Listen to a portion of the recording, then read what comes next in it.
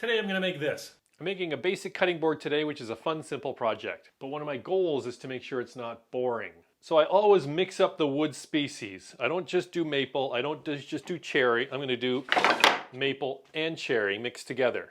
I will sometimes do them random width like this, or sometimes I'll try to come up with a pattern, which is what I'm going to do in this board. I guess a more positive way to phrase what I'm trying to do here is that I want to make sure that my cutting boards are clearly custom and unique. They're not something that you can mistake for a factory produced board. Step one for me was to take my pieces and joint two adjoining faces on all the pieces. Not planing it yet, just jointing one face and then the face at 90 degrees. Then I'm going to put my good ripping blade into the table saw. I'm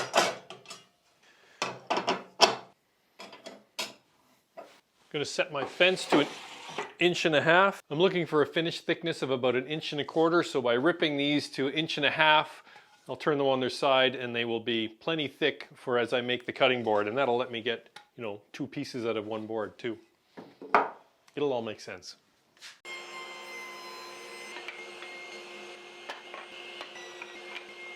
So now I have a bunch of cherry stock and I have a bunch of maple stock. So what I want to do with all this stock is a bunch of precise ripping on the table saw. I'm going to set the saw to 1 inch. I'm going to rip a piece of maple, rip a piece of cherry. So I got 2 pieces 1 inch. Set them aside. Move the table saw fence over 1/8 of an inch, so now it's 7/8. Rip a piece of maple, rip a piece of cherry.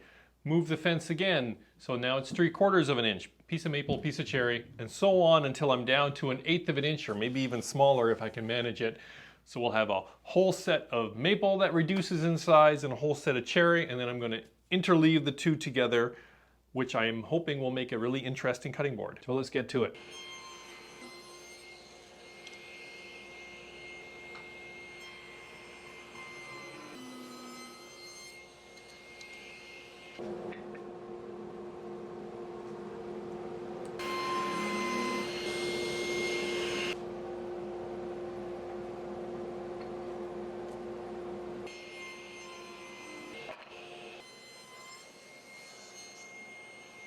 So I got to 1/8 and I even went thinner, though. I didn't really measure these, I just eyeballed them. And yeah, they're quite thin to rip, but I made this jig for ripping thin strips long ago. Let me show it to you. It's just a piece of plywood with another piece beside it and then a sacrificial piece on this side. It's sized to just fit right over my fence and slide back and forth. This part is sacrificial. It'll get chewed up by the blade and eventually I'll replace it.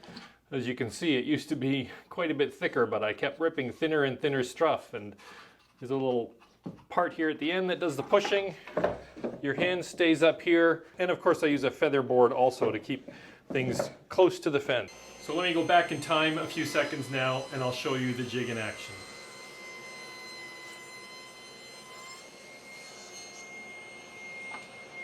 And let's start laying it all out. So I actually made a couple of pieces that are almost 1 1/8 inches, but I don't know that I'm going to need them. So my idea is, let's see, 1, 2, 3, 4, 5, 6, 7, 8, 9 cherry. 1, 2, 3, 4, 5, 6, 7, 8, 9 maple. Not get them so mixed up this time, so just get them all sorted and put one between each time.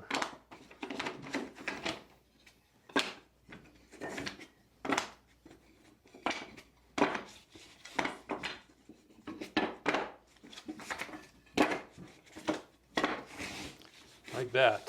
And that will give us a cutting board of just over 9 inches. And I'm looking for like 12 to 14.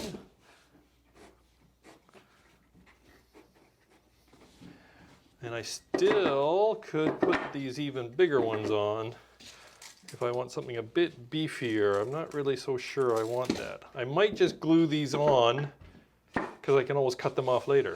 Before anybody asks, yes, I do use a type 2 glue, even though it's not like I'm going to soak these in water. But here we go, lots of gluing ahead. Okay.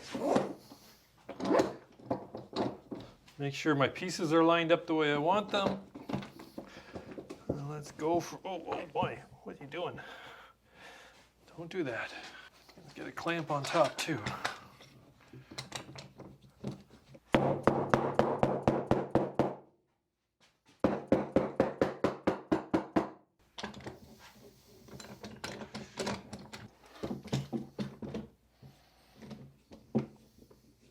And now we wait. So I let it dry overnight. It's good and solid, and we're pretty much done now. Take it out of clamps, a little bit of planing, and then a little bit of trimming, and then it's time to put on the finish, and we'll see what we got here. Gotta scrape off the glue squeeze out, or it won't sit flat when it goes through the planer. Okay, you get to see some active problem solving going on here. Normally I just throw this thing through the planer at this point. However, after scraping off the glue, I'm finding it's still rocking a fair bit. I think it, unfortunately, it slipped a bit while it was being clamped. Let me show you. So I've got it on my table saw, which is flat, and I'm getting almost a 1/4 inch rock here end to end, and I have looked and looked, and I've scraped all the glue, and I've taken all the lumps. I think I've just somehow, if I use a straight edge corner to corner over here, I've got quite the gap underneath it. So fortunately, I still have this flattening jig from a recent project. I will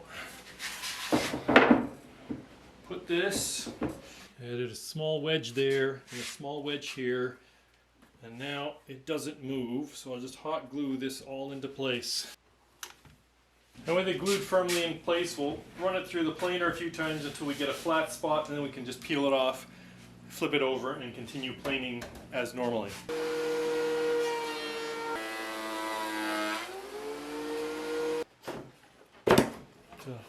That glue holds pretty good, even though it is somewhat temporary.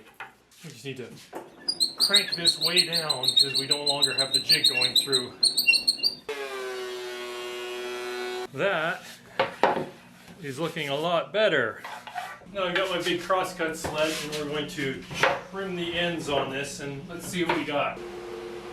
And through the magic of YouTube professionalism, I forgot to push record on the camera, so let's use some special effects and recreate what happened here. It's like you're using the crosscut sled, and you got your hearing protection, and you're going, and then you take it and you flip it over. And then you put it as close to the edge as you can. Oh, look at that! Isn't that lovely? We shall never speak of this moment again. So I was aiming for 1.25 inches, but I wasn't really paying attention when I planed, and I just stopped when it was the right thickness, and it's almost 1 3/8 inches, so it's a good hefty board. It is 11.5 by 14 3/4. I could trim it down, but I really don't see any reason to do that, so I'm just going to leave it as it is. Now I'm going to round off the corners, so I'm using the trace a paint can method. I'm using ebony stain by Minwax, though I understand that other cans will work also. Time for a quick trim on the bandsaw.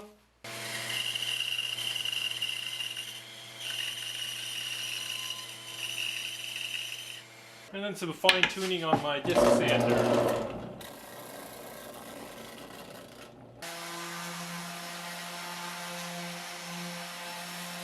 Now it's time for the big finish. I use this Clapman's beeswax salad bowl finish on my cutting boards. It's a mix of mineral oil and beeswax, fully edible, smells lovely. I've never actually tried eating it. You can if you want to. I don't recommend that you do that. Just wipe it in and then buff it out, and then completely foolproof this finish. I mean, what can go wrong? You're wiping it on with a rag, you're buffing it in. There's no mixing, there's no tipping off, there's no drips and runs. The end grain goes a little bit darker because of course it soaks it in, but it doesn't actually look that much different. Here, there, end grain versus the face. So that turned out awesome. It's everything I hoped for and more. With the finish on there, you can really see how the cherry and the maple go through each other. Starting with the wide blocks, each one gets thinner and thinner and thinner until they cross over and then keep going. It's really unique, really neat, and with time the cherry is going to get darker and the maple is not, so the contrast will get even better. Okay guys, that's about it for this one. A simple project, yes, But with a bit of thought and planning and creativity, even a simple cutting board can be something unique, personal, very creative. And I hope you enjoyed yourself today, and we'll see you on the next one.